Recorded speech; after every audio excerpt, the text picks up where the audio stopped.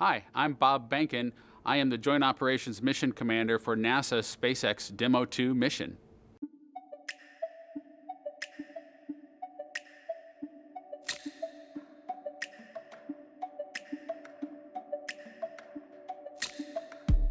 So Doug Hurley and I are about to take NASA's SpaceX Demo 2 mission to the International Space Station. During that mission, we'll perform some checkouts, everything from a response to a fire on board to flying close to the International Space Station manually. We'll make sure all those systems are working during the test flight so that the future missions will have them available even if they don't plan to utilize them.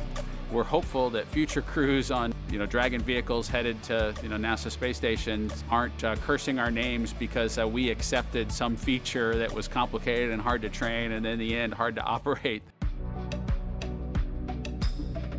In the Air Force environment, flight test environment, there's always a balance of managing risk as you go forward to execute a test point and figuring out a way to collect the data and do that in the calm, cool, collected kind of test environment with experienced folks before a pilot ends up someplace a little bit more complicated with a lot less resources.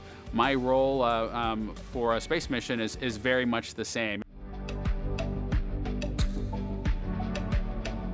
My career at NASA has kind of spanned a couple of decades at this point. I arrived with the class of 2000, went through the training program, primarily focused on the space shuttle and the International Space Station, learning those systems through the assembly process, which was a little bit like where we were with Dragon in the early days, because space station kept changing and you had to stay up with it. After that, I was eventually assigned to a series of kind of training activities, both as a long-duration crew member and then flip-flopped over and flew a couple of shuttle missions, both on Endeavour.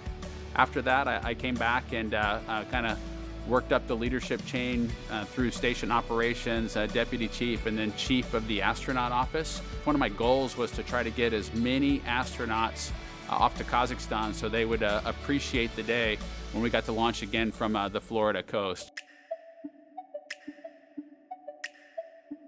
Probably two things that jump out to me as kind of big wins. One is associated with having a high enough fidelity from a training perspective. Both Doug and I can sit in a capsule, we can put on suits, and we can go through a situation or a scenario where the suits are going to inflate to try to protect us from whatever situation is developing on board the vehicle. I think one of our biggest accomplishments was a tool to be able to plan our own way out of orbit back to Earth, and we had to come up with a way that didn't break the software allocation that was out there, and we just had the big picture of, okay, how does the crew just get home if they end up in this situation? How does the crew get home if they end up in this situation? When they were able to flip that switch and not count how many failures it took to get there, but accept that let's figure out the easiest way to provide that capability, and they got on board with it. That was the aha moment. You don't necessarily have to save the mission with the crew, but you need to save the crew with the crew is kind of the mindset that we've put out there.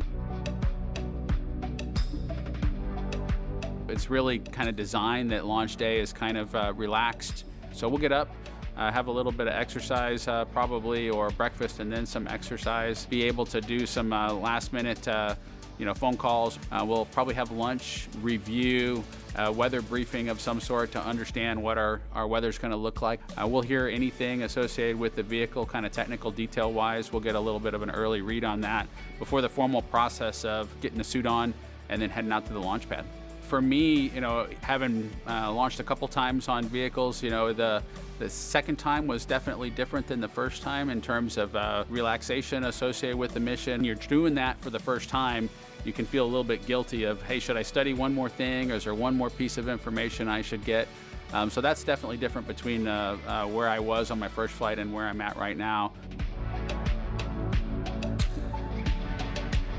On a deeply personal level, I'm really excited that my son is going to get a chance to see me launch into space. Being an astronaut has been a little bit of an abstraction thing for him because he's seen me do it in old videos, but he hasn't seen me do it for real. I think it's important for the U.S. to continue to have these exciting things out there from a technical, engineering, science, challenge perspective, because it motivated me to go into this sort of a career, and I know that it motivates other children in. And so I'm excited to bring it back to the Florida coast, or be a part of bringing it back. I'm just one piece of a multi-thousand member team that's going to hopefully pull this off in short order. It's inspiring to me, and I'm just excited to be a part of it. 5, 4, 3, 2, 1. Space snack.